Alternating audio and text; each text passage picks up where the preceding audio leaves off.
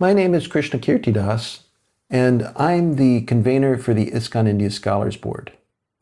In yesterday's video, we saw that Śivarāma Mahārāja argued that Vaishnavis should not become Diksha Guru because the totality of Prabhupada's consistent behavior, followed by his disciples during his manifest presence, demonstrates that Vaishnavis generally should not take up that role.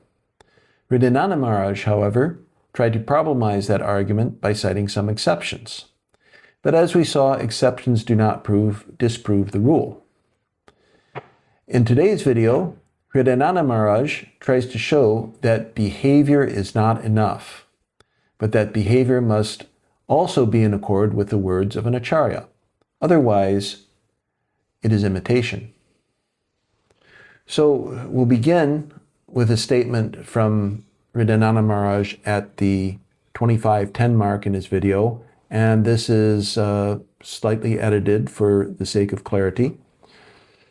Quote, "There's a statement in the 10th canto of the Bhagavatam when the speaker narrates the Rasa Lila, and then Parikshit said, 'How could Krishna do that?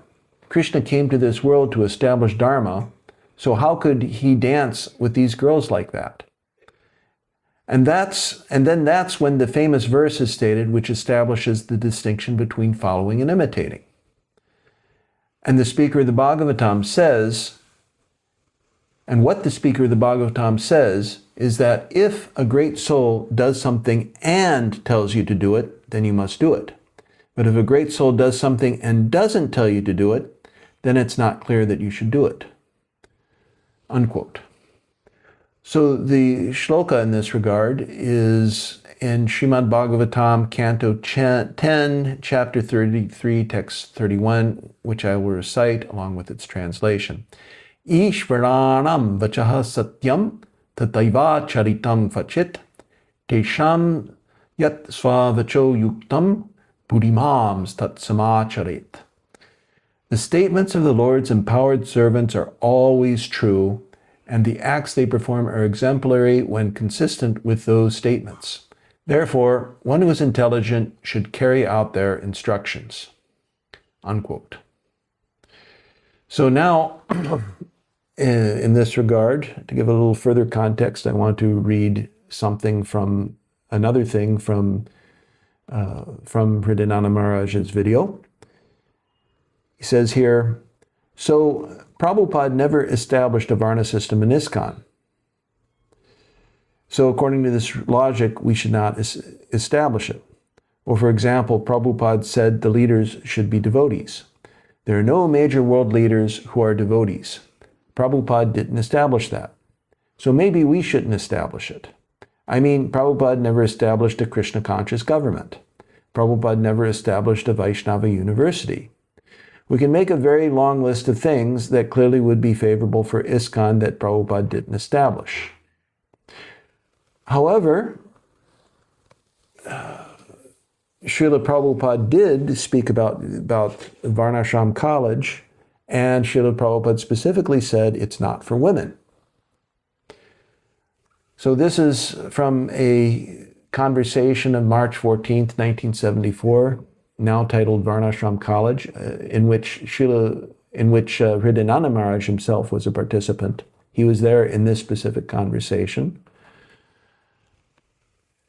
So, Satsvarup, Srila Prabhupada, is this school for women also, or just for men? Prabhupada, for men. Women should automatically learn how to cook, how to cleanse home.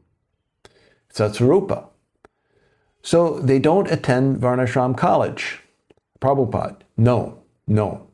Varnashram College especially meant for the Brahmana, Kshatriya, and Vaishya. Those who are not fit for education, they are Shudras. That's all. Or those who are reluctant to take education, Shudra must. That's all. They should assist the higher class." Unquote.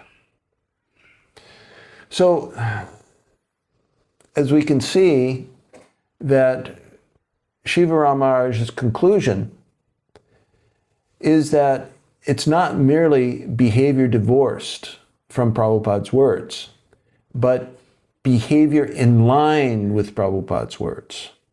It's not anukaranam or imitation. It is anusaranam. And as we see, it is behavior that is in accord with Prabhupada's words. And actually there are many, many examples as we continue. I'm going to comment more in other videos.